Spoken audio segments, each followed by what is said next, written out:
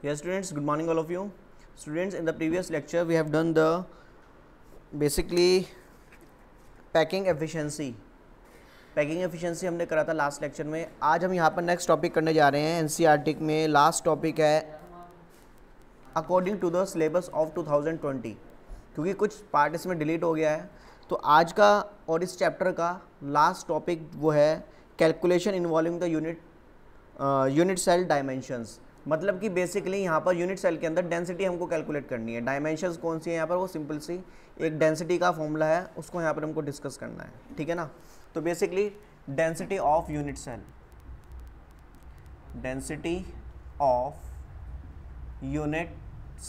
Unit cell की density को calculate करना है.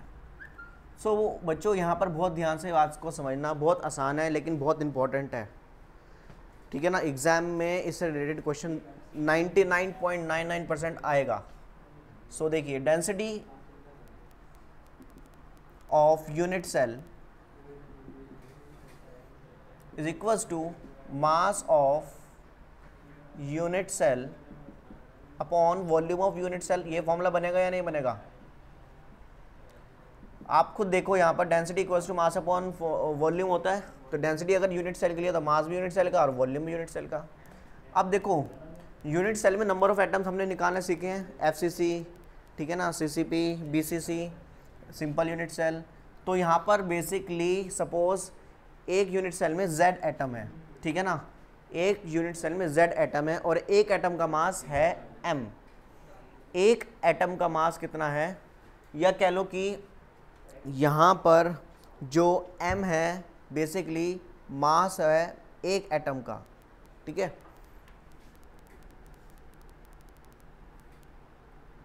M, स्मॉल m से रिप्रेजेंट कर लिया. और वॉल्यूम देखो, क्यूबिक फॉर्म में होगा यूनिट सेल, तो उसका वॉल्यूम क्या होगा, बेसिकली वॉल्यूम ऑफ क्यूब. और क्यूब की एज है यहाँ पर a मान के चलते हैं, तो यहाँ पर a क्यूब आ जाएगा. अब बच्चों यहाँ पर एक चीज़ को, मेरी बात को ध्यान से समझना. Mass of one unit cell, ठीक है ना, mass of one unit cell कितना है, m. ठीक है ना. ये हमने मान के चले हैं. सॉरी, वन एटम, एक एटम का मास कितना है, m. अब एक बात को ध्यान से सुनो बच्चों.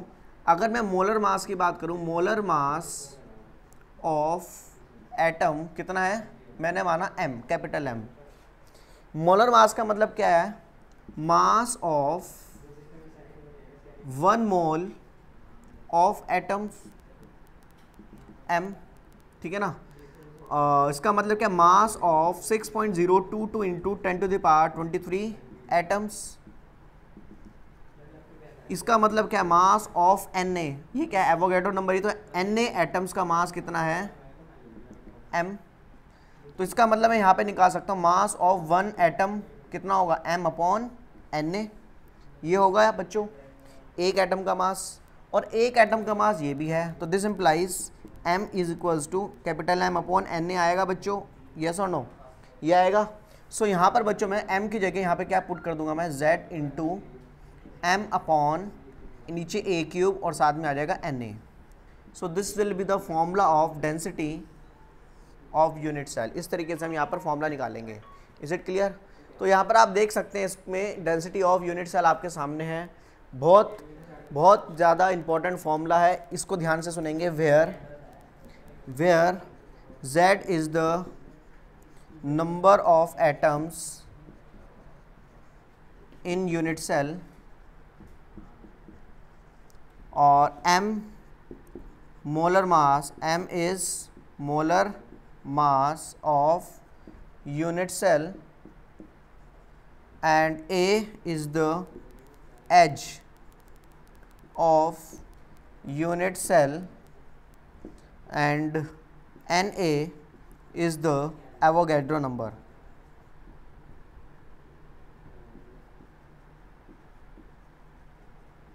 सो ये स्टूडेंट्स इस तरीके से फॉर्मूला बनता है. अब हमको यहाँ पर एक दो क्वेश्चंस करने हैं और ये हमारा चैप्टर कंप्लीट. और एनसीईआरटी के क्वेश्चंस हैं, बहुत ध्यान से देखेंगे.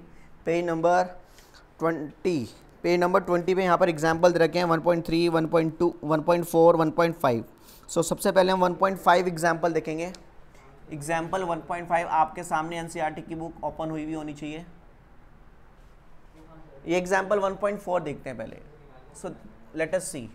देखिए बच्चों, इसके अंदर क्या कह रही हैं, X-ray diffraction studies show that copper crystallise in FCC unit cell. तो यहाँ पर यूनिट सेल कैसा दे रखा है, एफसीसी यूनिट सेल दे रखा है विद सेल एज इतना। देखो एफसीसी का मतलब, एफसीसी यूनिट सेल का मतलब क्या है, इसके अंदर नंबर ऑफ एटम्स कितने होंगे, z इज इक्वल्स टू 4।